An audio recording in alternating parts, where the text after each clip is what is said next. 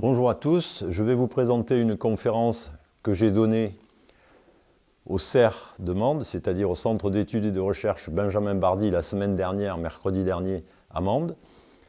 Alors, je vais commencer par me présenter. Je suis chercheur au CNRS, directeur de recherche émérite, c'est-à-dire que je suis à la retraite, mais je continue à faire de la recherche. Et je suis particulièrement intéressé par tout ce qui est culture scientifique pour le grand public. Voilà, c'est pourquoi j'ai conçu cette conférence qui, j'espère, va vous apporter quelques éclairages nouveaux sur le rôle de l'eau dans l'histoire des paysages lozériens en particulier. Et aussi, après, vous verrez, on fera quelques détours pour essayer de voir quel futur on aura pour l'eau en Lozère à l'heure du réchauffement climatique. Je vais commencer par des généralités, mais des généralités qu'il est bon de rappeler quand même. La Terre, bon, vous avez la masse de la Terre ici, c'est 6-10 puissance 24 kg. Alors je ne vous ferai pas l'affront de vous dire ce que ça représente. Ça représente beaucoup de volume, donc beaucoup de masse.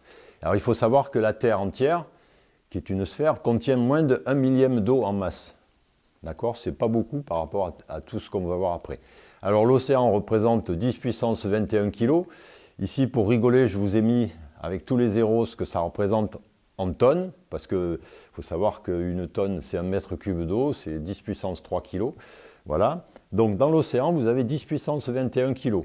Si vous regardez le manteau terrestre, c'est-à-dire le matériel solide sur lequel repose la lithosphère, c'est-à-dire la croûte terrestre, ben, il contient beaucoup d'eau. Il contient 2 fois plus d'eau que les océans, c'est-à-dire 2 fois 10 puissance 21 kg, c'est autant de zéros que ce que vous pouvez voir ici. Après, qu'est-ce qu'il y a comme eau à la surface de la Terre? Bon, je prends que les grands volumes. Vous avez les glaciers qui représentent 10 puissance 19 kg, c'est-à-dire 2 fois moins que l'eau des océans. Mais c'est déjà pas mal. Et on verra qu'elle a un intérêt, cette eau, c'est que c'est de l'eau douce. Alors, je continue à une autre planète qui est vaste, on le sait. Alors, il faut savoir que l'eau ne manque absolument pas sur la planète. Et la quantité d'eau à la surface de la planète, elle est constante. Alors, la Terre est recouverte de 71% d'eau, c'est essentiellement les océans. Donc c'est beaucoup. Donc la surface terrestre, ça représente le reste, c'est-à-dire la partie ici en marron de ce camembert. Alors mais, parce qu'il y a un mais, notre planète est recouverte donc à 71% d'eau, mais seulement 1% de cette ressource est douce, c'est-à-dire que 1% de l'eau de la planète est de l'eau douce. Alors vous allez me dire, bon oui, alors... l'eau douce, déjà, c'est quelque chose de très important pour pour nous-mêmes, c'est-à-dire pour les individus qui vivent à la surface de la Terre. On sait très bien que sans eau, on ne peut pas vivre, mais on n'est qu'une petite partie de la biodiversité, et sans eau, l'essentiel de la biodiversité n'existerait pas. Donc voilà. Et cette eau, il faut qu'elle soit douce, au moins pour la partie des êtres vivants qui vivent sur les terres émergées. Donc il faut savoir que cette eau douce, elle est très inégalement répartie entre les différentes régions du globe. Bon, et alors? Il faut savoir que 2,2 milliards de personnes, c'est beaucoup, ne disposent pas d'eau potable chez elles. Alors nous, dans nos pays occidentaux, on n'imagine pas trop ce que ça peut représenter, mais allez voir un peu ce qui se passe plus au sud ou dans des pays qui sont moins favorisés, vous verrez que c'est très important. Ça veut dire aussi que 2 tiers de la population mondiale ont été confrontés à de graves pénuries d'eau. Mais pas seulement dans les pays, comme on dit, en voie de développement ou dans les pays pauvres. Alors, je vais aborder la notion de à quoi sert l'eau sur notre planète, d'accord? Quel est le cycle de l'eau, c'est-à-dire comment ça se passe entre le moment où une goutte de pluie tombe sur un relief, par exemple, qu'est-ce qu'elle va créer sur la surface de la planète sur laquelle on vit. Donc, je dis que la Terre, c'est une machine complexe, ça vous vous en doutez. C'est une machine thermique au départ, je ne rentre pas du tout dans les détails, et l'eau va jouer un rôle majeur dans son fonctionnement. Alors, mon exposé, vous avez vu, il se concentrera sur la genèse des paysages, et petit à petit, on va aller dans le plus précis, c'est-à-dire la genèse des paysages lozériens, parce que en tant que lozérien, ça vous intéresse de savoir comment se sont formés les paysages lozériens. Donc, dans cet exposé, je vais vous donner les grandes lignes des processus qui interviennent pour fabriquer nos paysages actuels. Alors, parmi les facteurs qui vont modeler les paysages terrestres, vous aurez la dynamique terrestre, je vais en parler, les processus de surface, qui sont des processus qui dépendent du climat, c'est-à-dire la pluie, la neige, le gel, etc., etc. Et d'autres facteurs qu'on détaillera plus à la fin parce qu'ils nous concernent encore plus directement, c'est la biodiversité et l'anthropisation. Alors donc, on a dit comment ça marche. Alors, je reviens à la dynamique terrestre. La Terre, c'est une machine complexe, je vous l'ai dit. Et vous ne le savez peut-être pas, mais la machine Terre, elle fait intervenir des couplages entre les domaines externes, c'est-à-dire l'atmosphère et l'hydrosphère, et les domaines plus internes, c'est-à-dire la lithosphère, en gros l'écorce terrestre, et tout ce qui est dessous, le manteau, le noyau. Ça, c'est la machine thermique terrestre, avec tous les processus qui font que la Terre est une planète vivante qui bouge en permanence. Donc, entre ces zones internes et ces zones externes, vous avez ce que j'ai appelé la zone critique ici, c'est l'interface entre les deux, c'est-à-dire l'interface entre l'atmosphère, la lithosphère et l'hydrosphère. Pourquoi c'est important? Parce que c'est là-dessus qu'on vit, et sans cette zone critique, l'être humain ne pourrait pas vivre, mais pas que l'être humain. L'essentiel de la biodiversité, des êtres qui peuplent notre planète, ne pourrait pas vivre sans cette zone critique. Donc, en quelques mots, qu'est-ce que la zone critique? Vous avez ici un schéma qui représente cette fameuse zone critique. Alors, c'est l'environnement terrestre, je vous l'ai dit, qui s'étend de l'atmosphère jusqu'aux roches non altérées. Alors, elle englobe la basse atmosphère, la pédosphère, la zone vadeuse, les cours d'eau, les nappes d'eau souterraines et les roches altérées, et bien sûr la biomasse, dont l'espèce humaine fait partie. On fait partie de la biomasse, ne rêvons pas. Donc voilà une petite photo d'une coupe de sol. Vous avez tous vu une tranchée avec les racines qui s'enfoncent, de l'humus, etc. On voit très bien qu'il se passe des choses dans cette couche très importante pour la biodiversité, entre autres. Et on arrive jusqu'aux roches mères, c'est-à-dire au socle rocheux, c'est-à-dire ce qui a été fabriqué par la géologie et par la dynamique de la planète. Donc entre ce socle rocheux et le sol, il y a beaucoup de zones très importantes. Il y a ce fameux sol qui contient énormément d'organismes, il y a le contact avec l'air, donc avec l'atmosphère, avec le rayonnement solaire et tout ce qui s'ensuit. Puis vous avez une zone aussi où l'eau va avoir un rôle très important. Sans eau, il n'y a pas tout cet ensemble ici qui est fondamental, vu que c'est lui qui produit la vie à la surface de la Terre. Donc si je continue, tout ça, ça va dépendre de quelque chose qu'on apprend à l'école. C'est des rappels de CM1 au collège, en gros. Ça s'appelle le cycle de l'eau. Alors qu'est-ce que c'est que le cycle de l'eau? Vous avez le Soleil, qui est une étoile qui rayonne de l'énergie, beaucoup d'énergie. Ce Soleil, vous le savez, il arrive jusqu'à la surface terrestre sous la forme de rayonnement solaire. Et quel va être son rôle à la surface de la Terre? Déjà, premier rôle, il va réchauffer la surface. Donc, il va avoir tendance, si on a de l'eau, à créer de l'évaporation. Cette évaporation, qu'est-ce qu'elle va faire? Elle va monter dans l'atmosphère. Cette vapeur d'eau va se condenser, former des nuages. Et quand ces nuages se rapprochent de zones un peu plus froides, il va se passer de la pluie, de la neige, ce qu'on appelle des précipitations. Donc ça, c'est un cycle qui est comme ça. Et ces précipitations, qu'est-ce qu'elles font? Elles vont s'infiltrer. Il y en a une partie qui va ruisseler sur la surface sur laquelle est tombée la pluie ou la neige. Donc elle va s'infiltrer jusqu'à un niveau supérieur de la nappe phréatique. Les nappes et le ruissellement, ça va aller évidemment vers les océans. Et tout ça, ça va permettre d'hydrater la fameuse couche qui nous intéresse, c'est-à-dire la zone critique. Donc ça, c'est un cycle qui est continu, c'est-à-dire on évapore de l'eau, on la condense et on la précipite. L'intérêt de ce phénomène, c'est qu'on évapore par exemple de l'eau de mer, mais pas uniquement. Mais si on évapore de l'eau de mer, lorsqu'elle va se précipiter sur les reliefs ou ailleurs, cette eau qui précipite, c'est de l'eau douce. Donc c'est cette eau dont nous avons besoin.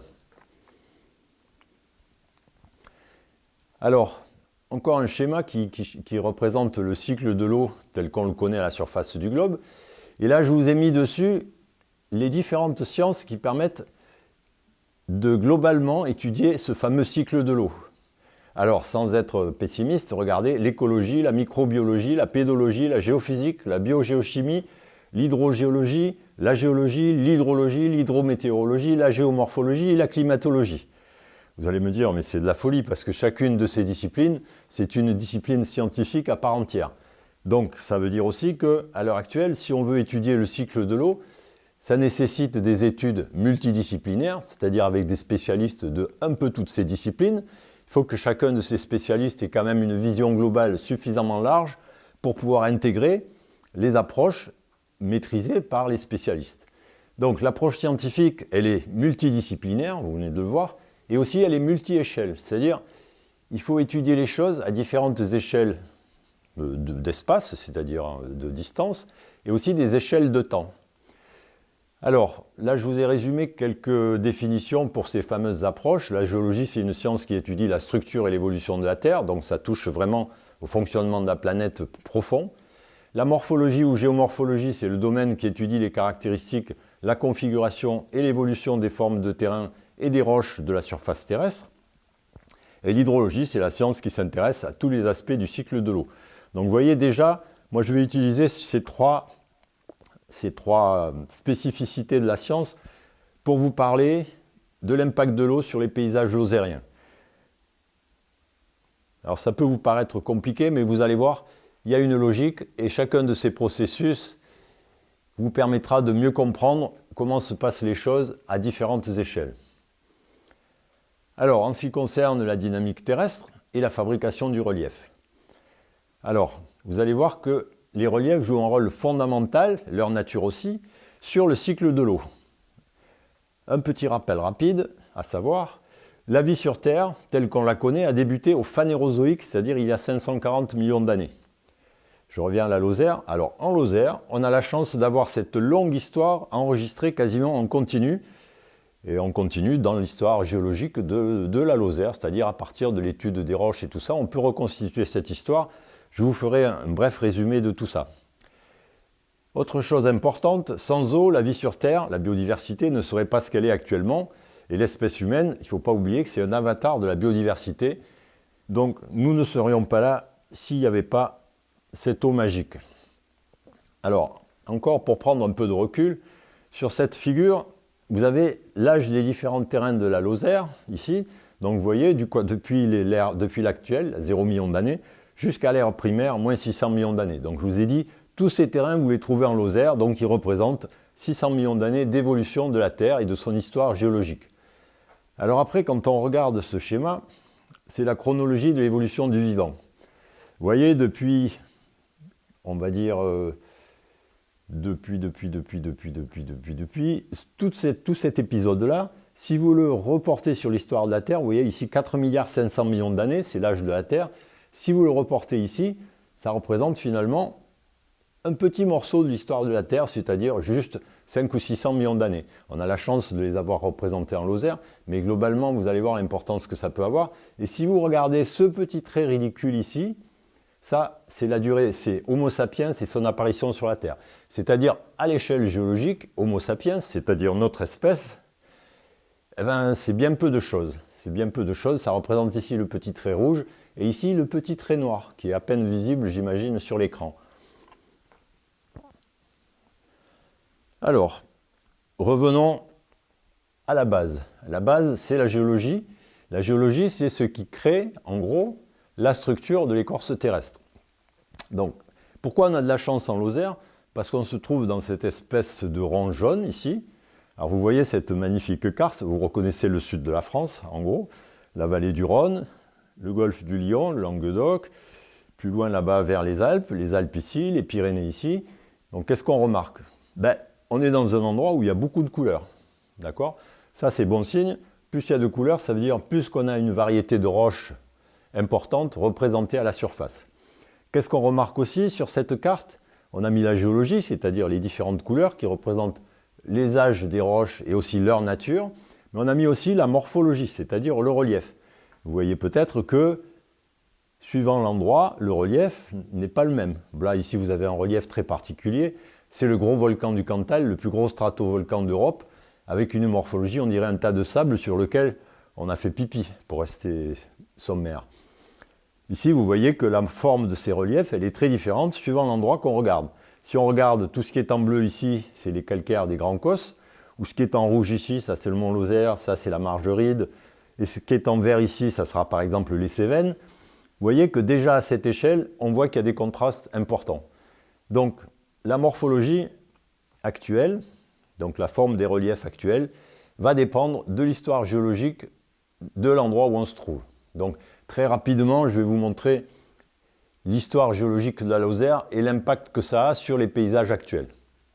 Alors on va commencer par la plus vieille histoire lozérienne, donc entre 500 millions d'années et 300 millions d'années par exemple, donc on va parler d'une longue histoire. À ce moment-là, pendant l'ère primaire, on appelle ça l'ère primaire, vous aviez deux méga masses continentales à la surface du globe, vous avez tous entendu parler de la tectonique des plaques, et ces deux méga continents se sont rapprochés pour fermer un océan qu'on appelait la Paléothétis, qui était ici entre les deux. Donc ça a résulté en une collision entre Gondwana qui était ici au sud et l'Eurasie qui était ici au nord, et la fabrication d'une énorme chaîne de montagnes qui faisait plus de 10 000 km de long, qu'on a appelée la chaîne hercynienne. Alors je vous ai mis la petite étoile qui est ici, ça matérialise la situation de la Lozère, mais bon c'est une rigolade parce qu'à cette époque on n'existait pas et surtout c'est très imprécis. Alors pourquoi c'est important? Parce que à cette époque, donc, à la suite de cette collision entre Gondwana et l'Eurasia, à la fin de l'ère primaire, donc entre moins 380 et moins 300 millions d'années, c'est à peu près la durée de vie de cette chaîne de montagnes, on a fabriqué des très grands reliefs à travers l'Europe ici, qui étaient comparables aux reliefs de l'Himalaya, c'est-à-dire des endroits où il y avait 5000 mètres, 6000 mètres, etc. Alors qu'est-ce qu'il en reste aujourd'hui? Parce que voilà, la Lozère, elle était là, elle était en plein milieu de cette chaîne de montagnes énorme. Bon. Donc, qu'est-ce qui s'est passé à la fin de l'orogénèse hercynienne? C'est-à-dire, quand les plaques ont cessé de se rapprocher pour raccourcir l'écorce terrestre et fabriquer du relief, ben ces reliefs, comme la nature a horreur de ce qui la dérange, quand on a épaissi la croûte terrestre en fabriquant des montagnes, le réflexe normal de la croûte terrestre, c'est de revenir à une épaisseur normale, c'est-à-dire 30 km pour de la croûte continentale, c'est-à-dire pour les continents, 30 km d'épaisseur. Donc, comment ça se passe? C'est l'érosion. L'érosion va éroder tous ces reliefs annexés, donc tous ces 5000 mètres de relief. Ils vont être mangés petit à petit par la pluie, par l'eau, par tout ce qui va avec, tout ce qui permet l'érosion, on va y revenir après. Donc, il faut savoir qu'à la fin de la chaîne hercynienne, quand elle a été complètement morte, on se trouvait face à une énorme pénéplaine, c'est-à-dire une surface d'érosion qui était quasiment au niveau de la mer, sur une surface énorme de l'Europe. Il n'y avait plus de chaîne de montagne, il n'y avait plus rien. Alors, ce qui est intéressant, c'est qu'au cours du temps, évidemment, les climats changent. Tout ça, on s'est retrouvé dans un environnement assez particulier où il faisait assez chaud pendant l'ère secondaire, c'est-à-dire à partir de 200 millions d'années jusqu'à, par exemple, 60 millions d'années. Et là, qu'est-ce qui s'est passé à ce moment-là?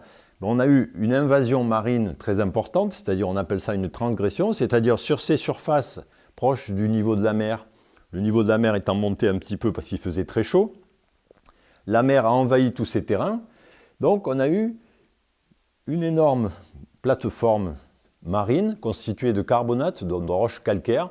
C'est ce qui va constituer ce qu'on retrouve actuellement, qui font les grands cosses, le Larzac, le Cos Méjean, le Cos de Sauveterre, même le Cos de Mende. Donc c'est des choses que vous connaissez bien. Toutes ces épaisses séries stratifiées subhorizontales qu'on peut voir dans les paysages à peu près partout en Lozère sont venues recouvrir cette surface d'érosion subhorizontale, enfin quasiment horizontale, de la pénéplaine tardi-hercynienne. Donc tout ça, ça va créer des choses qu'on va retrouver dans nos paysages et que vous avez sous les yeux actuellement. Bon, vous allez me dire, ce schéma, il ne ressemble pas beaucoup à ce qui se passe actuellement. Parce que l'histoire géologique continue, ça ne s'arrête pas au secondaire. Donc qu'est-ce qui va se passer pendant l'ère suivante, comme on dit, pendant le tertiaire? L'ère tertiaire, ça va commencer il y a 60 millions d'années ou même 40 millions d'années, je ne sais pas. Et voilà, j'ai mis aussi une étoile qui va positionner la Lozère dans ces schémas. Vous avez qu'à un moment donné, l'Ibérie, c'est-à-dire un morceau de la plaque européenne ici, c'est l'Espagne en gros, va coulisser à l'occasion de l'ouverture de l'océan Atlantique ici, et elle va venir percuter l'Europe, c'est-à-dire la France, et fabriquer la chaîne des Pyrénées. Alors la formation de cette chaîne des Pyrénées, elle est importante parce que la déformation qui s'ensuit, c'est-à-dire on va là encore une fois épaissir l'écorce terrestre, mais la déformation elle va se propager très loin au nord. Et par exemple, dans l'Écosse calcaire, en Lozère, vous avez des traces de cette tectonique pyrénéenne qui va jouer aussi un grand rôle dans toute la fracturation qui va permettre après à l'eau de circuler et à fabriquer le relief actuel. Donc c'est aussi un événement assez important dans l'histoire géologique de la Lozère. Si on continue plus tard, vers 30 millions d'années, les choses changent. On a une partie de l'Ibérie qui est ici, c'est-à-dire la partie, ce qu'on appelle le bloc corso-sarde, mais qui inclut aussi ce que vous avez là, c'est-à-dire les Baléares. Il va se détacher de la plaque ibérique, c'est-à-dire de l'Espagne, et ils vont venir glisser comme ça et fabriquer un domaine océanique qu'on va appeler le golfe du Lion.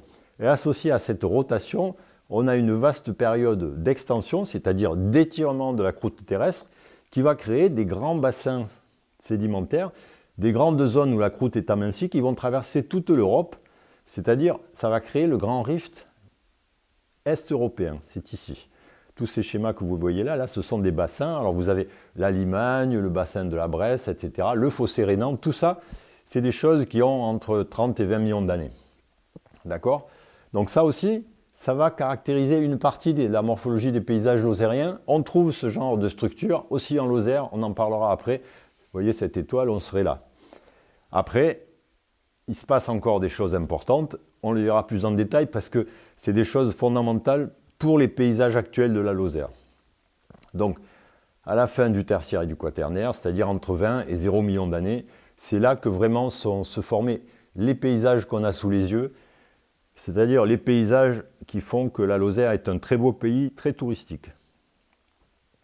Alors donc, pendant le quaternaire, on y arrive, qu'est-ce qui se passe? On a du soulèvement et du volcanisme, qui sont des événements majeurs pour ces paysages. Alors pourquoi? Je ne rentre pas dans le détail tout de suite, on y reviendra, vous verrez que c'est très important aussi.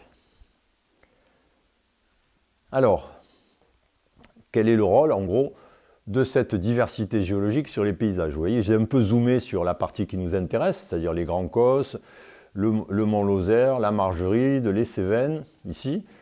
Ici, l'Aubrac, c'est toutes ces roches en bleu foncé ou en gris foncé, c'est des roches volcaniques, c'est le volcanisme quaternaire de l'Aubrac. Là, on revient à une échelle un peu plus grande avec toujours le volcan du Cantal et ce secteur qu'on va étudier plus en détail pour sa morphologie, c'est-à-dire comment on a fabriqué ces reliefs ici, aux alentours de Mende, entre le mont Lozère qui est là, les Grands Causses et la Margeride.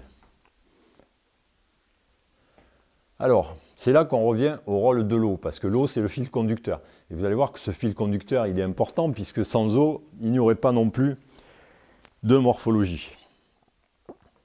Alors, ces fameux processus de surface, on est à la deuxième étape de cet exposé.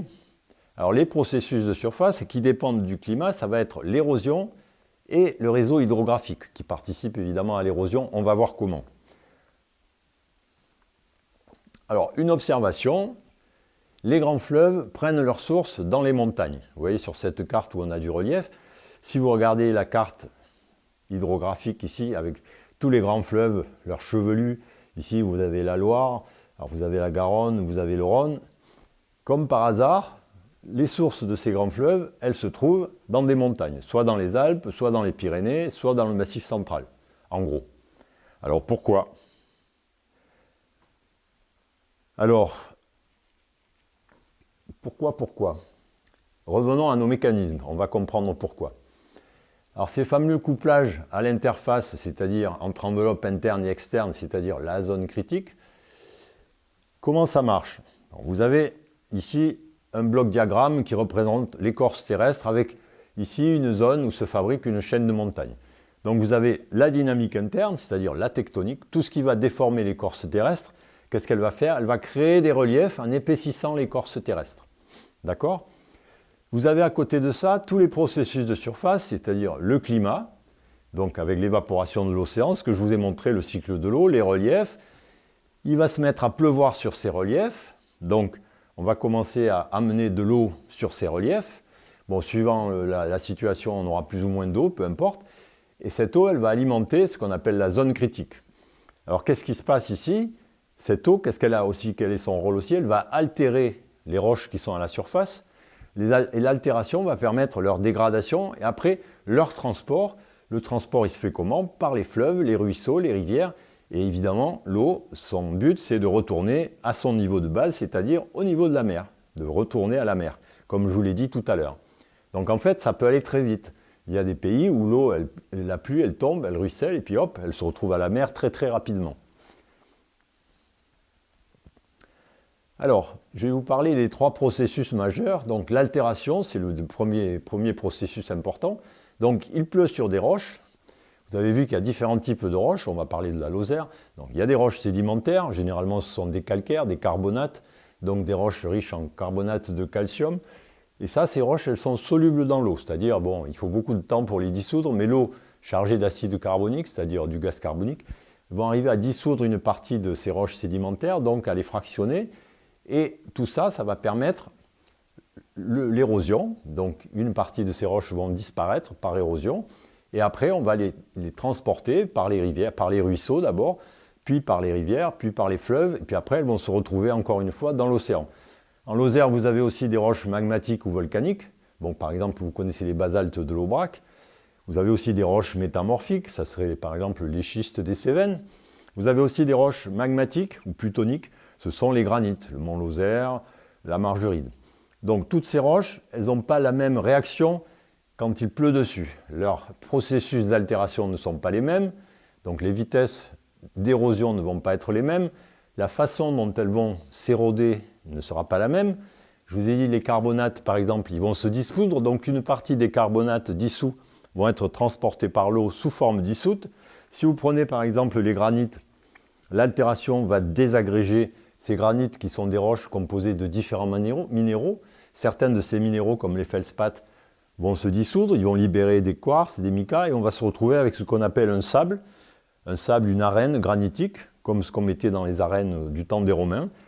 C'était du sable issu de la désagrégation de ces granites. Et alors quand il pleut sur ces sables, ils vont être eux aussi entraînés par les ruisseaux, les rivières, et être transportés vers des zones plus basses, ailleurs.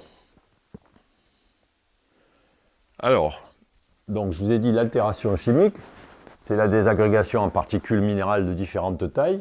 Le granit va donner des sables, le calcaire va pouvoir être dissous. Et il y a aussi l'altération mécanique.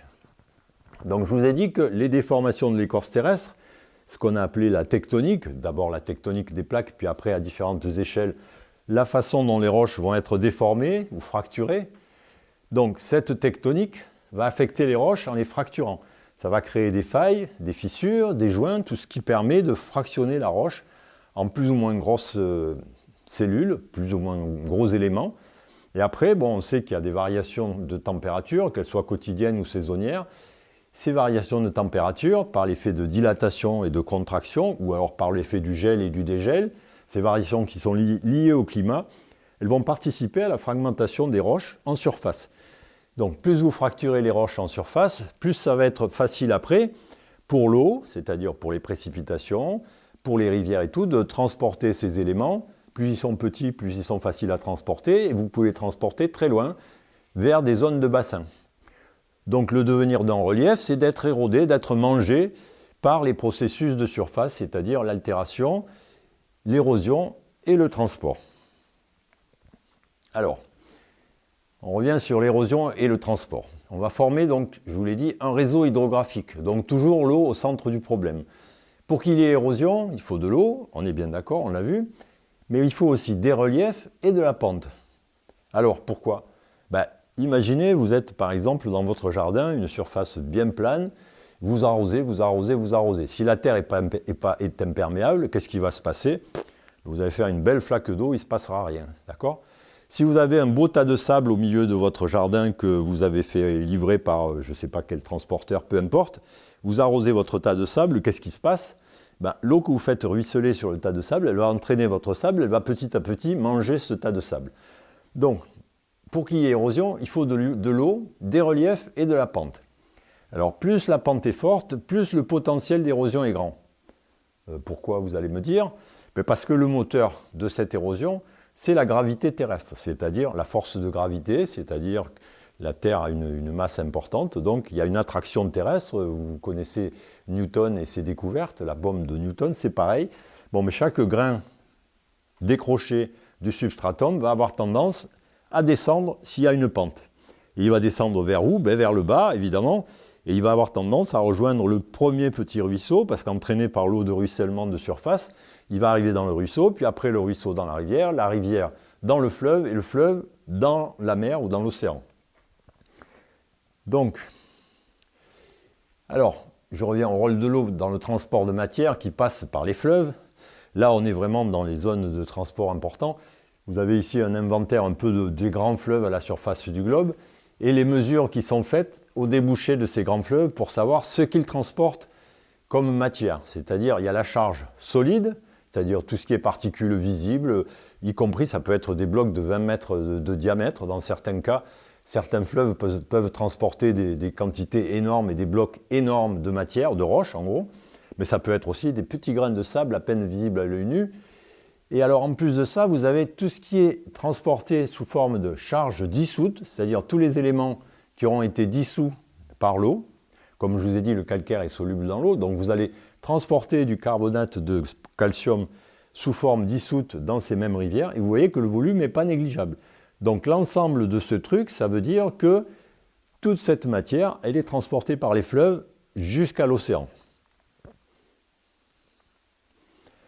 Alors là, je vais vous montrer des expériences qu'on fait en laboratoire. Ça, c'est au laboratoire d'expérimentation du laboratoire de géosciences Montpellier à Montpellier, donc un laboratoire du CNRS. Vous voyez ici, on a une espèce de grande machine. Ça, vous voyez un étudiant ici pour donner l'échelle. Sur cette grande machine, on met des matériaux très particuliers qui sont dimensionnés, comme on dit, c'est-à-dire qui sont représentatifs du comportement des matériaux de l'écorce terrestre. On va les déformer et on va faire pleuvoir sur cette expérience. Alors si on fait pleuvoir quand il n'y a pas de relief, il ne se passe rien. On fait une flaque d'eau et ça stagne. Alors on va faire marcher l'expérience. Voilà une vue de dessus à l'arrêt de cette expérience. Donc ici on a une butée fixe, c'est-à-dire quelque chose qui va arrêter le matériau, qu'on va venir raccourcir. Il y a une espèce de tapis roulant en dessous qui entraîne notre matériau, c'est tout ce qui est gris, vers cette butée. Donc qu'est-ce qui va se passer? Un peu comme l'effet d'un bulldozer, le matériau il va venir s'accumuler ici et créer un relief. D'accord? Ce qui est intéressant ici, c'est que comme on fait notre espèce de pluie artificielle, alors ce n'est pas de la pluie, c'est une espèce de brumisation, et que nos matériaux réagissent à cette brumisation, c'est-à-dire la pluie, notre pluie artificielle va pouvoir arracher des petits grains de matière de nos reliefs, les transporter, vous allez voir ce qui se passe. Alors là, regardez bien le petit film, c'est très intéressant. Vous avez la fabrication en direct d'une montagne, mais non seulement vous fabriquez ces reliefs en direct, mais en plus, vous les érodez en direct. C'est-à-dire, la pluie, les processus de surface, vous voyez leur effet. Alors, quels sont ces effets? Vous voyez petit à petit la formation d'un réseau hydrographique à différentes échelles. Vous voyez qu'à une certaine échelle, après, la plupart de ces petites rivières, comme on dit, se focalisent et vont donner ce grand fleuve ici, avec toutes les structures caractéristiques. Par exemple, un grand delta, l'équivalent du delta du Rhône, par exemple, c'est-à-dire des sédiments qui sont issus de l'érosion de ces reliefs, qui vont venir se déposer dans les bassins, ici en avant, ça pourrait être un bassin océanique. Donc il faut savoir que ce genre d'expérience, c'est unique au monde. On a été les premiers à faire ça à Montpellier, et depuis, on travaille beaucoup sur ces relations entre la tectonique et l'érosion, la fabrication d'un réseau hydrographique. Donc, que devient l'eau quand elle tombe sur un relief et quel est son impact sur la fabrication d'un réseau hydrographique. Alors ça, c'est joli de le voir faire en direct parce que là, vous avez l'équivalent d'1 million d'années d'évolution en quelques minutes et vous avez l'équivalent de toute une chaîne de montagnes ici, par exemple 50 km ici, sur quelque chose qui fait 50 cm ou 1 mètre sur notre expérience.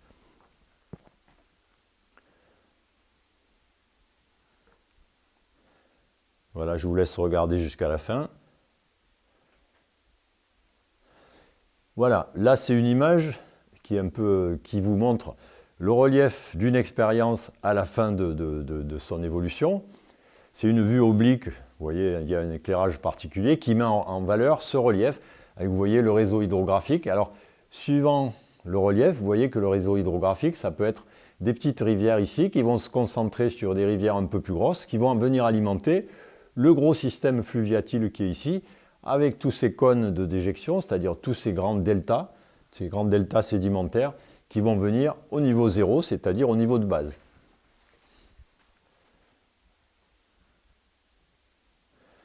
Alors, là, je fais un zoom sur une partie de la Lozère. Vous reconnaissez Mende ici. Enfin, vous ne reconnaissez peut-être pas parce que c'est difficile à lire.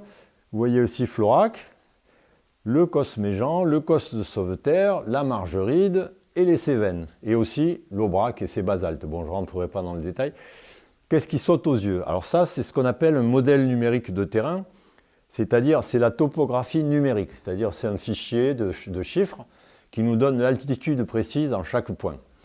L'intérêt, c'est qu'on peut le traiter avec un ordinateur puissant et on peut choisir l'illumination, c'est-à-dire l'orientation de l'éclairage qu'on va donner à notre image du relief. Ça permet de mettre en valeur certaines structures. Par exemple, ici, vous reconnaissez les gorges du Tarn.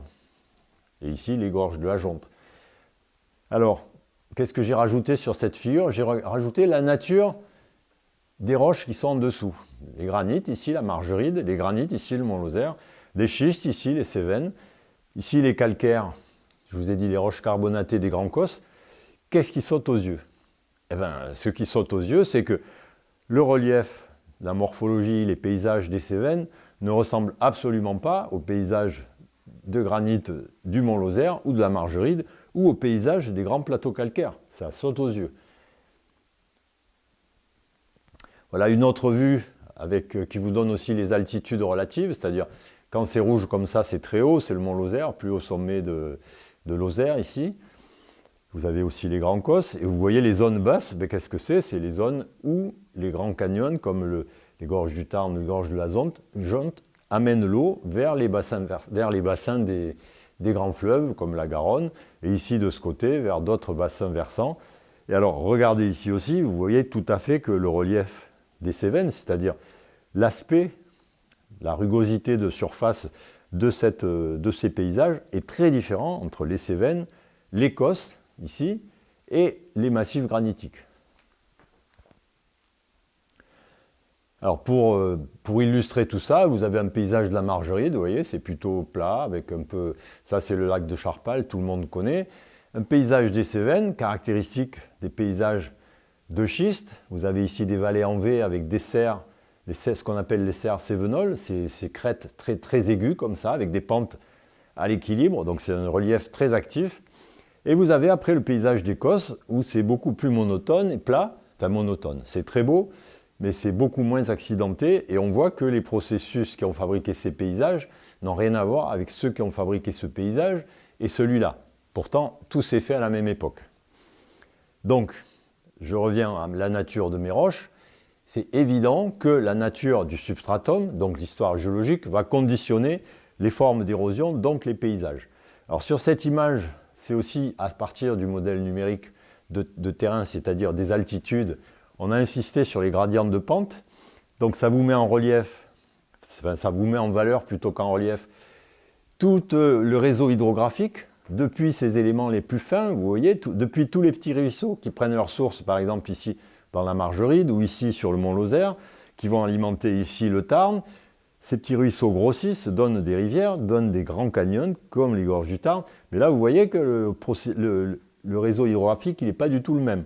Si vous regardez les Cévennes, c'est pareil. Vous avez une espèce de truc, on dirait un cerveau humain.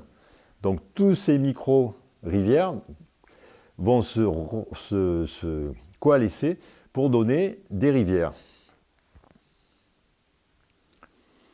Alors voilà ce schéma, le cartouche jaune, c'est ce que vous venez de voir sous une autre forme.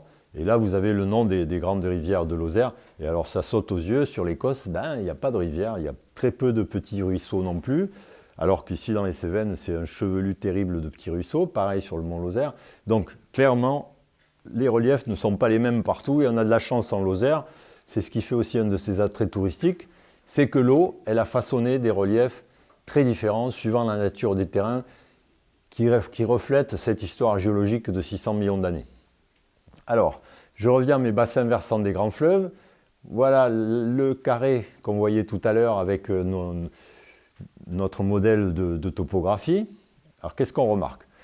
Ici, vous avez une explication simple. Alors, on voit tout de suite que l'eau, par exemple, ici, vous avez le Lot qui passe à Mende. Qu'est-ce qu'il fait? Il va rejoindre la Garonne, ici, d'accord? Et la Garonne, elle va dans l'Atlantique. Si vous prenez les rivières qui prennent leur source dans cette zone jaune, d'accord, le Chapeau Roux par exemple, qu'est-ce qu'il fait? Eh bien, lui, il va aller alimenter le bassin versant de la Loire. Donc il va aller l'eau qui tombe ici en Lozère, où est-ce qu'elle va? Elle va ici, dans l'Atlantique. Si vous prenez ce qui tombe ici dans la partie verte, c'est-à-dire sur les Cévennes, qu'est-ce qui se passe? Ben, ça va alimenter le bassin du Rhône, c'est-à-dire ça va aller directement dans la Méditerranée. Donc c'est aussi une originalité très forte de la Lozère, c'est qu'on a cette espèce de point triple où on dispatche, c'est-à-dire où on distribue l'eau quasiment à l'ensemble de la France et dans tous les bassins océaniques qui nous entourent. Donc ça c'est très particulier, c'est aussi pour ça qu'on appelle la Lozère le pays des sources, parce qu'effectivement beaucoup de rivières qui alimentent les grands fleuves prennent leur source en Lozère, qui est un point haut du Massif central. Encore une fois, le mont Lozère, c'est un point très très anormal topographiquement parlant. Alors, je rentre un peu plus dans le détail, je vais vous parler de ce qu'on appelle les réservoirs naturels. Et pourquoi c'est important? Je vous ai dit, l'eau, quand elle tombe sur une surface, quelle qu'elle soit, elle n'a qu'une envie, c'est de retourner au plus vite vers la mer.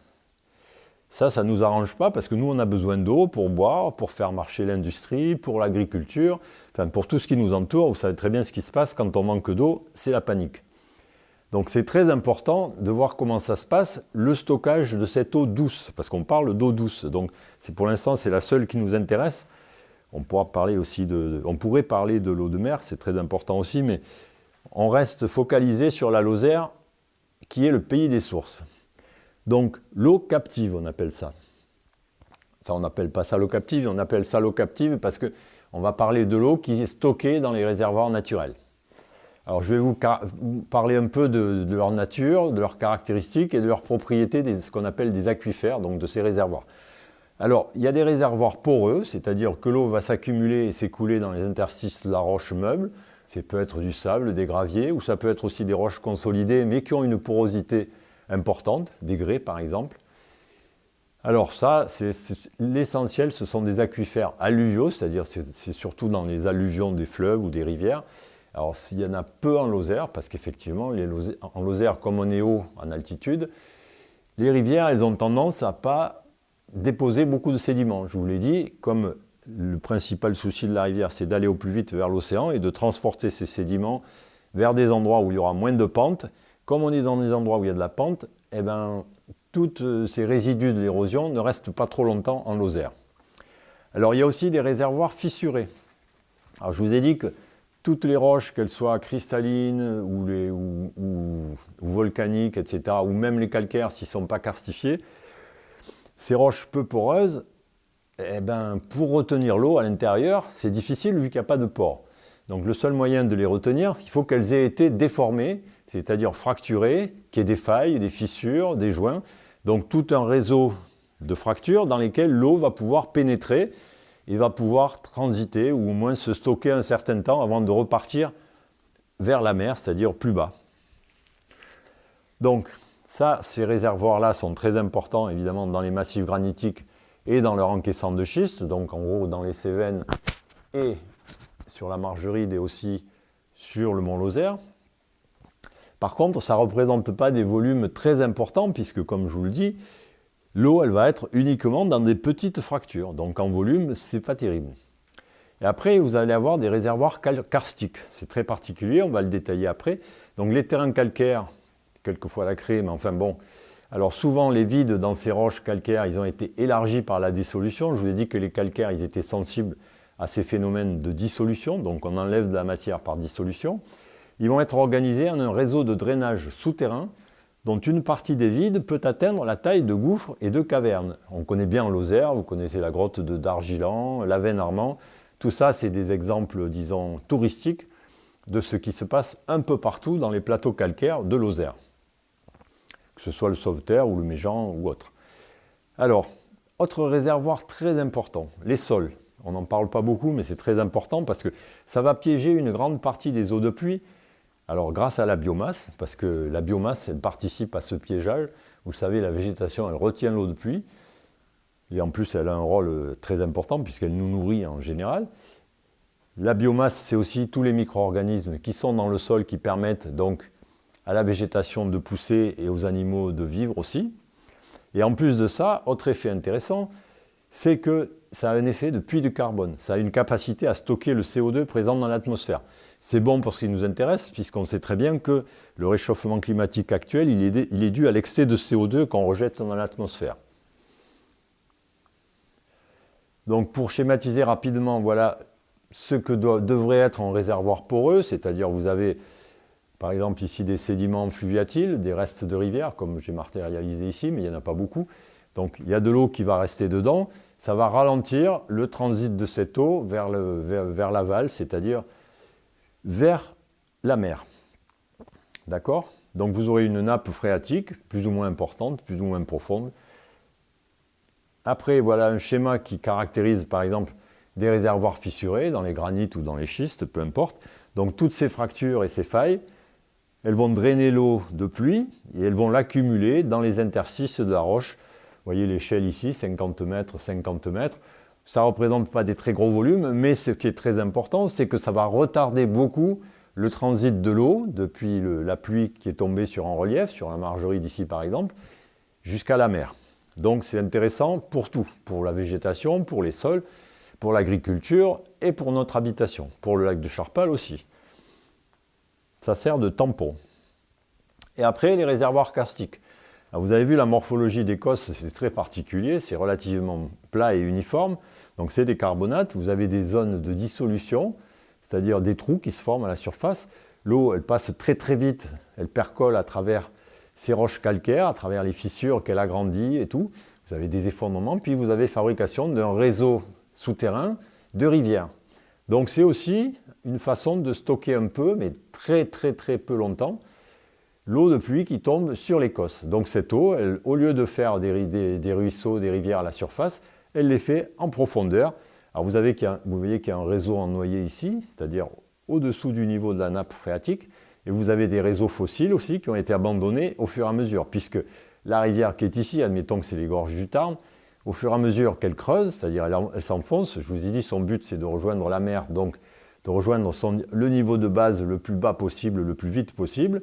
Au fur et à mesure, elle abandonne ce qui était avant, par exemple, une source ici, enfin une exurgence, mais vous en avez d'autres ici, plus actuelles, qui fonctionnent. Donc l'eau qui est tombée ici, elle va ressortir après un délai plus ou moins long, après les fissures, puis après tous les endroits qui concentrent cette eau jusqu'à la rivière. Et après, de la rivière, ben voilà, le Tarn, il va rejoindre la Garonne, et l'eau qui tombe ici, qui arrive ici, elle ne va pas rester très longtemps en Lozère. Alors on peut la capter, on peut faire beaucoup de choses, mais pour l'instant, globalement, vous avez vu que comme on est sur un endroit particulièrement haut, vous voyez les reliefs ici du sud de la France, alors l'eau qui tombe ici, ce n'est pas le meilleur endroit pour la stocker et pour la garder. On a peu de réservoirs, ce n'est pas les plus performants, et en plus on a du relief, donc de la pente, donc l'eau elle va aller vite, elle va passer vite d'un point à un autre. Alors, on a vu à peu près comment on fabrique les reliefs de Lozère, mais vous avez vu au tout début que je vous ai dit que en Lozère, on a les traces d'une vieille chaîne de montagne qui a complètement disparu. Donc, a priori, pourquoi il y a des reliefs actuellement en Lozère? C'est un problème, parce que c'est pas rien, le relief du Massif central. Enfin, je dis en Lozère, parce qu'on est ici, on est à l'endroit où il y a les plus hauts reliefs du Massif central, quand même, c'est pas rien. Et vous voyez que ces reliefs, ils ne sont pas n'importe où. Alors, là, je retourne un petit peu à la géologie. Pour expliquer ces fameux reliefs, c'est qu'il y a eu un soulèvement récent du Massif central. Puisque je vous ai dit que le Massif central, on avait une vieille chaîne, mais qu'elle n'existe pas, on ne la voit plus dans les reliefs, on la voit dans la géologie, mais pas dans les reliefs. Les reliefs qu'on voit, c'est le résultat d'un soulèvement très récent. En gros, ce soulèvement du Quaternaire à l'actuel, c'est ce qui a donné la morphologie du Massif central et les jolis paysages de Lozère. Donc je résume ici sur cette figure du relief. Vous voyez, ici ça monte. Alors il y a ici une grande faille, c'est-à-dire une grande cassure de l'écorce terrestre qui est très ancienne, mais qui a fonctionné tout au cours de son histoire jusqu'à l'actuel, c'est la faille des Cévennes. Ici vous avez Langogne, vous avez Mende, et vous avez cette fameuse morphologie particulière ici qui est liée à ce soulèvement récent. Alors pour expliquer ce soulèvement récent, alors il y a quelques hypothèses, mais globalement il y en a une qui est admise à peu près par tous. Vous avez ici les Alpes, on a fabriqué les Alpes. Les Alpes, c'est une chaîne presque morte. On a des hauts reliefs, mais c'est normal puisque c'était une chaîne de montagne. Mais ici, au tertiaire et au quaternaire, on a fabriqué ce qu'on appelait le grand rift ouest européen, c'est ce que je vous ai dit. Alors qu'on épaississait la croûte terrestre ici dans les Alpes, on l'amincissait en avant, c'est-à-dire on faisait les bassins de la Bresse, la Limagne, le Forez, tout ça. Ici, vous voyez, la croûte continentale, elle a tendance à s'amincir. Si vous amincissez la croûte continentale, qu'est-ce qui se passe? Le manteau qui est dessous, qui est plus chaud, ben, il va avoir tendance à monter vers les zones où c'est aminci. Donc il va avoir tendance à réchauffer tout ce domaine. Si vous réchauffez ce domaine, quand on réchauffe quelque chose, que ce soit des granites ou autre, on diminue leur densité, ou plutôt ils seront plus légers, entre guillemets. Donc vous allez créer un bombement. C'est long à se mettre en place, mais ça fonctionne comme ça. Donc cette zone étirée, amincie, elle va créer un grand bombement, et aussi elle va créer une anomalie thermique sous le massif central. Et donc cette anomalie thermique, c'est-à-dire cette remontée de matériel chaud du manteau, va créer des zones de fusion partielle, c'est-à-dire des poches de magma qui vont donner le volcanisme en surface, les chaînes des puits, tout le bazar. Et si vous regardez ici sur l'échelle, ce soulèvement récent, il y a à peu près 1000 mètres de soulèvement de tout l'ensemble du massif central dans ce domaine. C'est énorme. Bon, ici, vous avez ce qui s'est passé au cours du temps. Donc, la période d'extension et de subsidence, là, il n'y a pas de relief. Au contraire, on crée des bassins. Certains de ces bassins, comme la Limagne, on peut même avoir, c'était quasiment au niveau de la mer. Ici, entre 10 millions d'années et aujourd'hui, vous avez la période de soulèvement et le volcanisme. Donc ça, c'était très important. Donc, on a tous les éléments de compréhension du relief actuel de la Lozère. Alors, maintenant, je vais rentrer dans le sujet qui est plus polémique. On va parler des autres facteurs qui participent à l'évolution des paysages et du rôle de l'eau, évidemment, là-dedans. Alors, j'ai mis la biodiversité et l'anthropisation. Vous avez même droit à 2 définitions. La biodiversité, c'est l'ensemble des êtres vivants ainsi que les écosystèmes dans lesquels ils vivent. Alors, je vous rappelle, on fait partie de la biodiversité, on n'est pas des exceptions, on est des animaux vivants. Et l'anthropisation, qu'est-ce que c'est? C'est la modification d'un milieu dit naturel par les activités humaines. Alors, vous savez qu'à l'heure actuelle, on assiste à un réchauffement climatique qui est démontré, je ne vais pas revenir là-dessus, tous les scientifiques sont d'accord, il n'y a pas que les scientifiques, vous pouvez constater tous les jours qu'on est en pleine phase de réchauffement climatique. Bon, vous me direz, c'est banal, la Terre, elle s'est réchauffée régulièrement, refroidie régulièrement, c'est classique. Ce qui n'est pas très normal, c'est que ça se fait de façon très rapide par rapport à ce qui se faisait dans le temps, à chaque fois qu'il y a eu des réchauffements ou des refroidissements. Et alors, on connaît la cause de ce réchauffement anormal, j'insiste, il est anormal, d'accord? Ce réchauffement climatique, il se fait sur une échelle de temps qui est celle de l'humanité, et même pas ces quelques centaines d'années de l'histoire de l'humanité. Au niveau des temps géologiques, c'est ridicule, c'est hyper rapide. Alors, on a appelé ça l'anthropocène. Bon, enfin, après, les gens donnent des termes comme ils veulent, peu importe. Alors, parmi les principales caractéristiques de cet anthropocène, ça va être l'appauvrissement de la ressource en eau, on va voir pourquoi, et l'augmentation drastique de l'érosion des sols à l'échelle mondiale. C'est pas inintéressant. Alors, tout ça, ça veut dire quoi? Ça veut dire que ce sont des menaces pour la zone critique et la biodiversité. Donc tout ça, ça se mord la queue. Et c'est des menaces pour l'habitabilité de la Terre, car nos sociétés dépendent de ces ressources, qui sont fondamentales pour la ressource en eau. Alors là, j'ai 2 images qui vont vous amuser. Je ne sais pas si certains d'entre vous sont déjà allés à Mexico, au Mexique, la capitale du Mexique. Alors ça, c'est une vue qui date de 1940. Vous connaissez les volcans de l'Est de Mexico, c'est des magnifiques volcans très actifs, avec des jolis cônes, tout ça. C'est un peu comme des gros tas de cendres volcaniques. Et là, devant, vous avez des cultures. Donc, déjà, on voit quand même un effet de l'occupation humaine. Ce n'est pas innocent. Il y a des champs, il y a des petites rivières et tout le bazar. Voilà, la même vue en 2024. Alors, qu'est-ce qu'on remarque? Ben, là, on voit clairement quand même que l'effet de l'occupation humaine, il n'est pas négligeable. Vous avez évidemment, si on parle en termes d'imperméabilisation des sols, etc., vous voyez que c'est assez colossal. Une ville comme ça qui est monstrueuse, c'est une des plus grosses villes de la planète, ça produit énormément de déchets, de pollution, tout ce que vous voulez. Tout ça, ça se trouve sur un bassin sédimentaire, c'est-à-dire sur des sédiments qui sont relativement récents, peu stables. les volcans sont actifs. Vous avez vu que les volcans, ils ont un peu changé d'allure. Ici, celui-là, il est quasiment mangé aux 3/4 par l'exploitation de la roche. Ici aussi, pareil. Je reviens un peu en arrière, vous allez voir la différence, regardez. Donc, l'effet de l'homme sur les paysages, c'est quand même très important. Et ça s'est fait en quelques dizaines d'années, on va dire. Donc ça, c'était juste une illustration du rôle de l'homme à la surface de la planète. Là, je vous ai montré le rôle le plus négatif, enfin un des plus négatifs, c'est-à-dire la croissance infinie des mégapoles à la surface du globe, donc la concentration des individus, de tout ce qui va avec, c'est-à-dire l'augmentation de la consommation, de la pollution, etc. Enfin bref, ça, tout le monde est au courant de ça. Alors maintenant, je vais vous parler de cet impact du changement climatique, qui est donc d'origine, mais je vous parle du changement climatique d'origine anthropique, c'est-à-dire causé par l'activité humaine, pas du changement climatique normal, c'est-à-dire on est dans une période géologique où on a un changement climatique, mais très très très très lent à l'échelle humaine.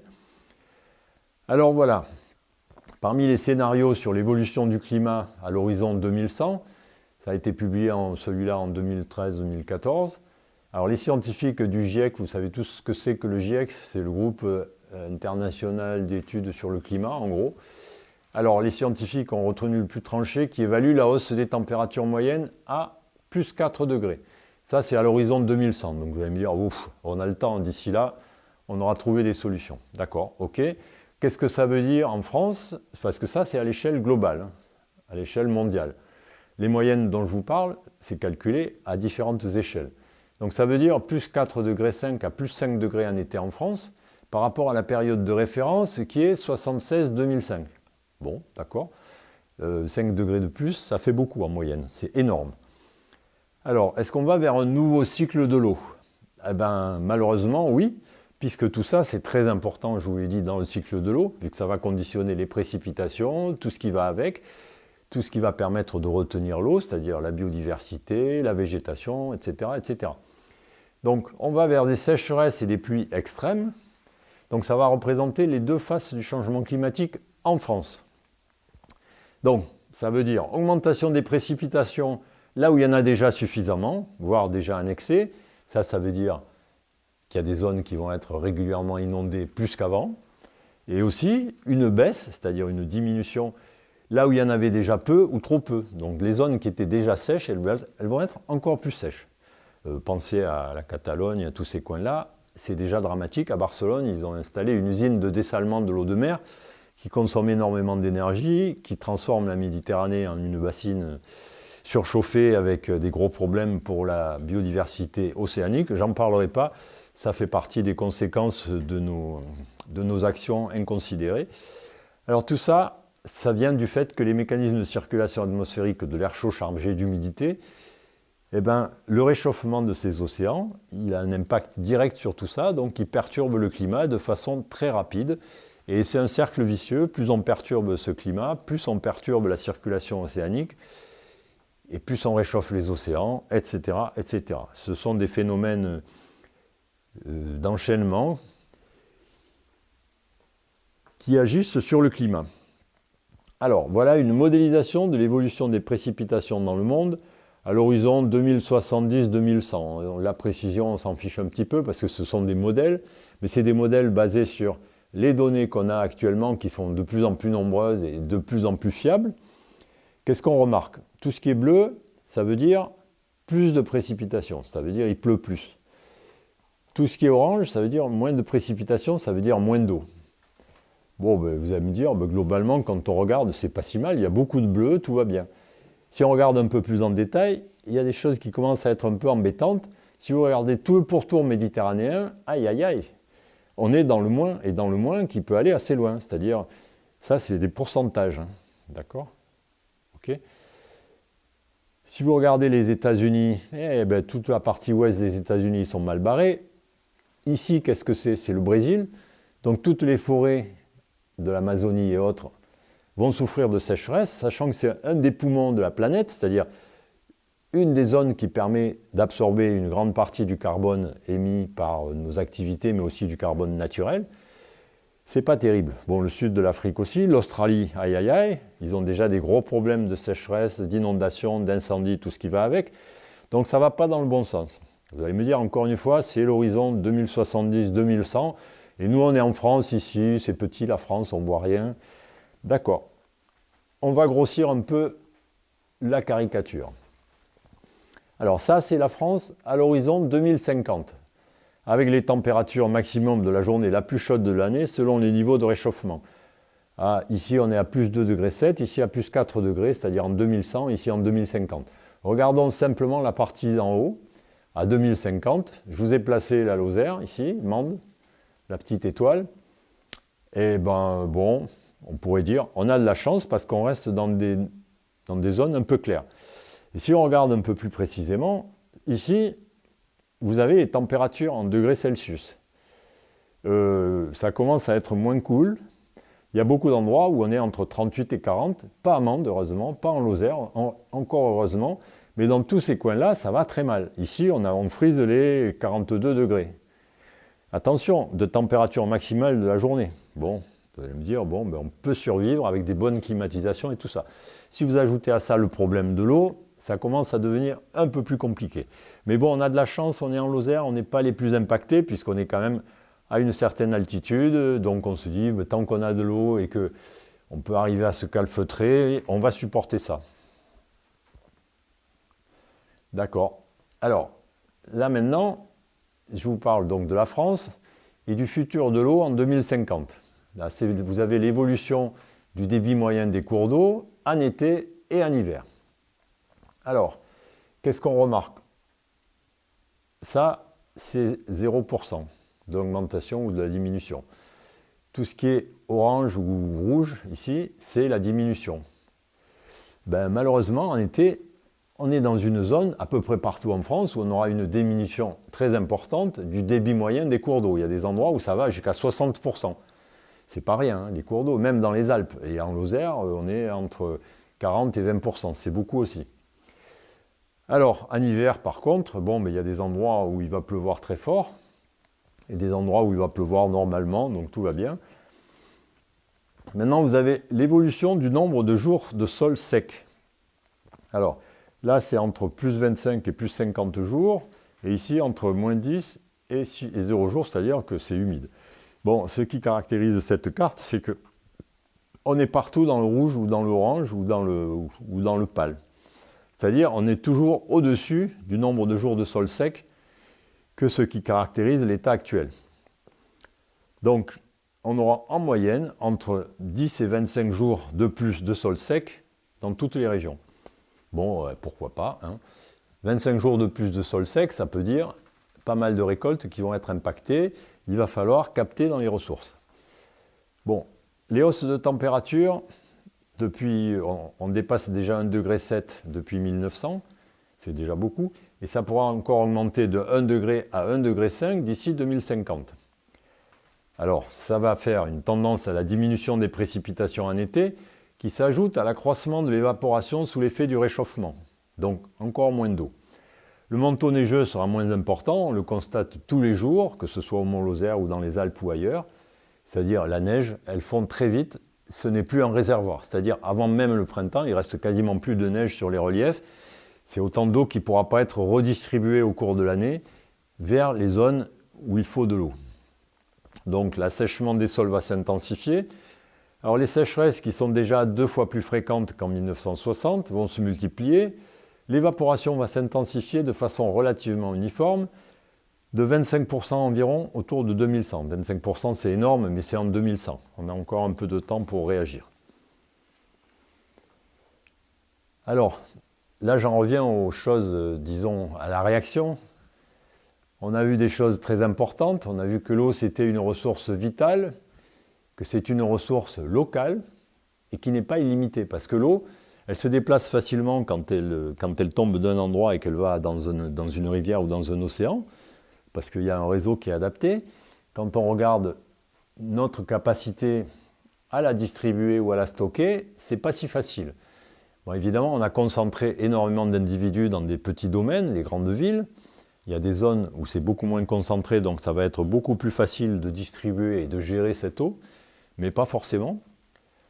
Alors voilà, comme on n'aura plus de précipitations, mais pas partout, les instances internationales, notamment celles chargées de la sécurité et de la défense, estiment que l'eau va devenir la première source de conflit sur la planète. On parle bien de conflit. D'accord ? Donc avec ce changement climatique, un tiers de la population devrait se retrouver confrontée à la raréfaction de la ressource en eau. Ça veut dire quoi ? Ça veut dire qu'il va y avoir des migrations, des gens qui ne peuvent plus vivre parce qu'ils n'ont plus d'eau. Vers où ? Vers les zones où on a encore un peu d'eau. Donc des choses pas très sympathiques dans l'avenir. Alors la seule possibilité pour nous, maintenant, au stade où on en est, c'est soit de s'adapter. Première adaptation, ça va être la réduction des émissions des gaz à effet de serre. Ça, on en parle depuis très longtemps. Il y a eu quelques mesures intéressantes. Et la première chose qui a été faite récemment, ça a été d'effacer toutes ces bonnes résolutions et de dire, allez hop, vous connaissez la chanson Drill Baby Drill, c'est-à-dire on recommence comme avant, on fait comme si tout se passait bien. D'accord ? Alors, parmi les adaptations et la sobriété des usages, ça, les gens à l'échelle individuelle commencent à être conscients de ça, sauf qu'il ne suffit pas de réagir à l'échelle individuelle, il faudrait réagir à l'échelle nationale, à l'échelle internationale, c'est-à-dire être conscient du fait qu'on ne peut plus continuer à fonctionner dans un système de croissance à tout prix, qui s'appuie essentiellement, vous le savez, sur la consommation et l'enrichissement des plus riches et l'appauvrissement des plus pauvres, ça c'est pas nouveau. Donc on va avoir des enjeux d'éducation et de solidarité, parce que tous ces problèmes qui arrivent, il va falloir faire comprendre aux gens, leur expliquer, c'est pour ça que je vous fais cet exposé, qui est un peu général, mais qui vous donne un peu les bases pour comprendre juste ce qu'il y a en relation avec l'eau. Alors après, on peut avoir comme adaptation l'ingénierie, la technologie, sans oublier que tout ça, ça dépend du pétrole et qu'on est aussi sur la courbe descendante de cette énergie qui était abondante jusqu'à un certain point sur la planète, mais qu'on a utilisée de façon, là aussi, un peu dispendieuse, toujours au bénéfice de la consommation, de la croissance et de l'enrichissement d'une petite partie de la population de la planète. Alors vous voyez que j'essaye de vous faire peur, mais bon, vous n'avez pas besoin de moi pour ça. J'ai trouvé ça par hasard dans ce petit journal toulousain. Voilà, la sécheresse prend de l'ampleur en Lozère, manque d'eau en Lozère. La préfecture alerte et annonce un plan d'action renforcé. Je ne vous lis pas le texte, vous pouvez le consulter. Ici, une image intéressante. Vous connaissez peut-être le site du BRGM, le Bureau de recherche géologique et minière. Vous pouvez avoir accès en temps réel à la situation des nappes d'eau à tout moment au cours de l'année en cours et même des années précédentes. Alors pour m'amuser, j'ai mis en parallèle la situation des nappes d'eau au 1er novembre 2024. Bon, ce qui est bleu et bleu foncé, c'est que les nappes, elles sont bien pleines, tout va bien. Bon, 1er novembre 2024, bon, ben voilà, il n'y a pas de quoi s'affoler, on a passé l'été, les nappes sont quasiment pleines, c'est très bien. Situation des nappes au 1er novembre 2025. Aïe, aïe, aïe. Quasiment partout en France, les nappes sont en déficit, sauf à quelques endroits, mais elles sont vraiment limites. Alors, ok, vous me direz, bon, ben d'accord, ça c'est le temps, peu importe, mais pourquoi d'une année sur l'autre, il n'y a pas une certaine régularité, une certaine continuité dans les événements? C'est logique qu'au 1er novembre, les nappes, elles se sont remplies tranquillement avec les pluies et tout le bazar. C'est comme ça que ça fonctionnait pendant longtemps. Ben, il semblerait que ça soit plus compliqué que ça actuellement et que le climat, il soit plus aussi régulier. Et voilà un exemple typique, hein, j'ai rien inventé. Et vous pouvez suivre toute cette évolution en continu par exemple, sur 10 ans, si ça vous intéresse. Et vous verrez que vous pouvez chercher la règle de fonctionnement de ce truc-là. La seule chose qui va être caractéristique, c'est le fait que globalement, on va vers moins d'eau et plus de sécheresse. Ça, c'est clair. Donc, le constat, c'est que le climat ne fait plus que changer, comme on dit, bah oui, le changement climatique, ça c'est ce qu'on disait avant, parce qu'effectivement, on sait qu'il y a des cycles de réchauffement, de refroidissement à l'échelle de la planète, il n'y a pas de problème. Sauf que notre réchauffement à nous, il touche juste les 200 ou 300 dernières années d'occupation de la planète par l'homme. Et ce climat, il s'emballe en enchaînant les catastrophes sur catastrophes. Donc on a un cycle infernal de sécheresse, inondation. C'est pas innocent. Donc chaque 0,1 degré d'augmentation de la température moyenne, c'est environ 180 000 personnes qui meurent sur la planète. Vous me direz, il y en a beaucoup d'autres qui meurent dans des guerres ou autres, d'accord. Sauf que ça peut toucher n'importe qui, n'importe où, et c'est quand même, si on pouvait éviter, ça serait pas mal. Donc cette fameuse spirale chaleur, inondation, sécheresse, déplacement des populations va toucher très durement les populations les plus vulnérables d'abord, frappant l'équilibre social, économique et humain. Donc associé à ça, vous avez une montée du niveau des mers. Alors retenez ça, de 93 à 2025, on a pris 12 cm d'augmentation du niveau des mers. 93, c'est pas très vieux, hein, moi j'ai des très bons souvenirs de 1993. Ce qui est plus intéressant et plus effrayant, c'est qu'on passe de 2,1 mm par an d'augmentation de ce fameux niveau des mers en 93 à 4,5 mm par an. Plus de 2 fois la vitesse a augmenté en 2023. Alors bon, c'est beaucoup. Ça correspond aussi à un effondrement du vivant. On en est à 70% de pertes en masse depuis 1950, en masse de la biomasse, c'est-à-dire tout ce qui est vivant à la surface de la planète, que ce soit les plantes, les animaux. 70% depuis 1950. C'est-à-dire c'est 3 fois plus rapide que la disparition des dinosaures. On sait pourquoi les dinosaures ont disparu, hein, pas de problème. Si on fait le rapport en termes de durée de cette perte du vivant, c'est-à-dire de disparition d'espèces, pour nous, un siècle, ça serait l'équivalent de 33 000 ans pour les dinosaures. C'est-à-dire, vous avez vu l'accélération phénoménale qu'on produit dans l'effondrement du vivant, c'est-à-dire dans la disparition des espèces. Alors, savoir aussi qu'à plus de degrés de température moyenne, la moitié des forêts seront mortes en France. Alors, soit par incendie, soit par sécheresse, soit par maladie. Vous connaissez tous le problème des scolites, des espèces de petites bêtes qui font mourir les arbres actuellement partout, y compris en Lozère, qui est amplifié par la sécheresse évidemment, mais pas que. Alors, si on parle des nappes phréatiques, c'est-à-dire de l'eau douce susceptible d'être utilisée par les êtres humains, le GIEC observe que le pompage des eaux souterraines et la baisse du débit menacent dès aujourd'hui les limites environnementales. Qu'est-ce que ça veut dire? Ça veut dire, comme on vient de le voir, que bientôt on n'aura plus assez d'eau pour alimenter les gens sur la planète. Et de façon dramatique. Alors, le drame ne se limite pas à l'eau, hein, parce qu'après les pluies viennent la sécheresse, c'est-à-dire aussi l'érosion des sols, tout ce qui va avec, et l'impact humain, sociétal et économique qui va s'enchaîner. Et si on prend un exemple très proche, l'Espagne en 2023, ils ont perdu 80% de leur récolte de céréales à cause de la sécheresse. Ça paraît, on se dit, mais oui, des sécheresses, il y en a toujours eu, mais des choses de cette amplitude, ils n'avaient jamais connu ça en Espagne. 80% de la récolte de céréales. Qu'est-ce qui va se passer si d'autres pays qui permettent à la planète de se nourrir sont soumis au même type de problèmes? On ne sait pas trop. Alors ce ne sont pas que des statistiques, ce sont des vies bouleversées, des patrimoines historiques menacés, des communautés entières fragilisées. Et alors les conséquences, évidemment, elles dépassent l'environnement. C'est un effet domino social, exode, perte de repères, pauvreté, insécurité alimentaire. Alors là, une petite citation de quelqu'un qui est un peu connu, hein, Albert Einstein, il s'appelle « Le monde ne sera pas détruit par ceux qui font le mal, mais par ceux qui les regardent sans rien faire ».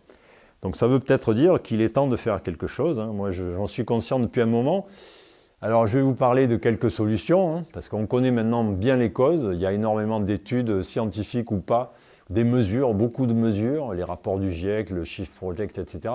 Donc il existe des solutions, proposées aussi par certains de ces gens qui connaissent bien les mécanismes et qui peuvent imaginer quelques solutions. Alors déjà la première solution, elle est basique, hein. Faire du dérèglement climatique une priorité humanitaire et politique, pas seulement environnementale. Alors vous êtes conscient du fait qu'à l'heure actuelle, on fait exactement l'inverse de ce qu'il faudrait à ce niveau. Reprendre le pouvoir démocratique, ça on peut peut-être encore le faire, c'est pas sûr. Par le vote évidemment, parce qu'actuellement les décisions des gouvernements sont dictées par les intérêts et le pouvoir économique des grands groupes, c'est-à-dire l'oligarchie mondiale. Il y a longtemps que ça dure, mais à force d'exploiter les ressources de la planète, c'est devenu extrêmement difficile de faire avec. Alors, si on revient à des solutions valables pour l'eau en Lozère, parce qu'on a la chance d'être dans un pays encore relativement préservé, mais qui n'est pas à l'abri des catastrophes à venir, alors moi je dirais que les solutions, les premières, c'est investir dans l'éducation, la culture et la protection de la planète plutôt que dans la guerre. une petite remarque, c'est qu'en Europe, il y a un projet de 800 milliards de dollars d'investissement pour le militaire. En comparaison, combien y en a-t-il pour notre avenir environnemental? Zéro à l'heure actuelle. Donc voilà, on préfère effectivement investir 800 milliards de dollars dans des projets militaires qui vont augmenter encore une fois le réchauffement climatique et tout ce qui va avec, donc la disparition de notre espèce à la surface de la planète. Vous allez me dire, ça va aller vite avec les guerres qui vont venir. Moi, j'y tiens pas trop. Alors, il va falloir agir vite, localement et globalement, c'est-à-dire renforcer la résilience des territoires, adapter les infrastructures, protéger les populations vulnérables. Ça veut dire de la solidarité aussi. Il va falloir réformer le système agricole, mais aussi le système industriel. Bon, le système agricole, ce qui serait bien, c'est qu'il faudrait le réformer rapidement parce que c'est le système qui permettrait de limiter le réchauffement climatique et d'accroître la résilience face à ses effets, c'est-à-dire augmenter la capacité de la biodiversité à capter le carbone. Alors il faudrait s'engager à une transition vers l'agroécologie et l'agroforesterie. Ça veut dire beaucoup de choses, je vous laisse regarder vous-même ce que ça représente. Il y a beaucoup de pistes qui sont envisagées à l'heure actuelle qui sont très intéressantes. Le problème, ça va être l'application de ça, c'est-à-dire il va falloir revenir à une gestion durable, donc résiliente, entre guillemets. Alors pour ça, je faisais un rappel à la petite conférence qu'il y avait eu sur l'irrigation gravitaire en pays bournickel, qui rappelle ce qui se passait au XIXe siècle et au début du XXe siècle, du côté de pied de Borne là-bas, où les anciens avaient construit tout un réseau de canaux, mais assez phénoménal, des kilomètres et des kilomètres, dans des endroits totalement improbables, à flanc de falaises, etc., juste pour pouvoir vivre correctement et gérer leur eau, chacun à leur façon, dans les villages, qui étaient beaucoup plus peuplés à l'époque, évidemment. Et maintenant, tout ça, c'est à l'abandon. Mais globalement, ce genre de solution, il faudra peut-être y revenir aussi. Donc, maîtrise de l'eau au niveau local, ne pas pomper dans les nappes ou les cours d'eau pour remplir des bassines, parce que tout ce que vous pompez dans les nappes, c'est contre-productif, d'accord? Il faut préserver les zones humides, qui sont encore la meilleure façon de retenir l'eau le plus longtemps possible dans un paysage, on l'a vu tout à l'heure. Donc, éviter aussi la bétonisation, qui facilite le transit de l'eau et sa disparition, au lieu d'imprégner les sols, elle part directement vers la mer. Lutter contre la pollution des nappes, ça va avec. Tous les déchets, les pesticides, tout ce qu'on produit va immédiatement dans les nappes. Et malheureusement pour nous, dans ce qu'on boit, il y a énormément de choses qui sont très toxiques, donc qui participent à la disparition de notre espèce et à sa mauvaise santé.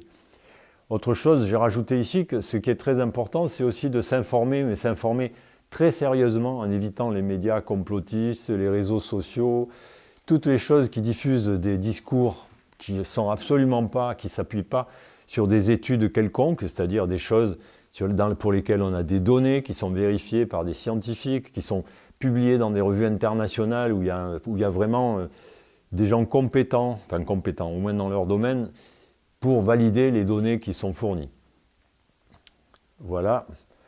Donc en gros, ma conclusion, ça va être qu'il est temps de réfléchir à d'autres modes d'occupation terrestre pour construire une autre société, c'est très important, plus juste, plus sociale et respectueuse de l'environnement. Bon, ça c'est mon souhait. On ne va pas tout à fait dans ce sens, vous l'avez vu.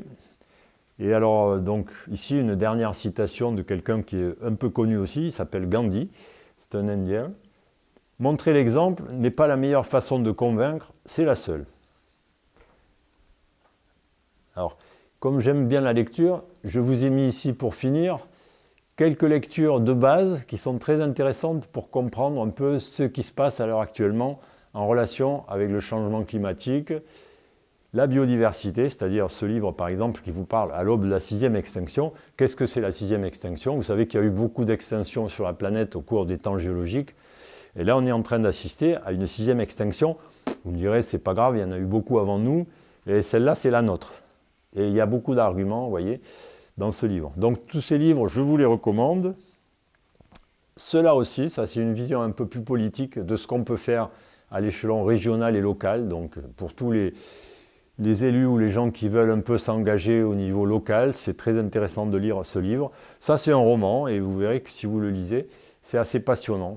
Ça évoque aussi le rôle de l'eau sur les sociétés. Il s'appelle Aqua. Voilà, je vous remercie beaucoup pour votre attention. Et je remercie KZW Télé d'avoir bien voulu enregistrer cette conférence qui est un différé, enfin plutôt un replay de ce que j'ai fait en direct devant une centaine de spectateurs la semaine dernière à Mende. Merci encore pour votre attention.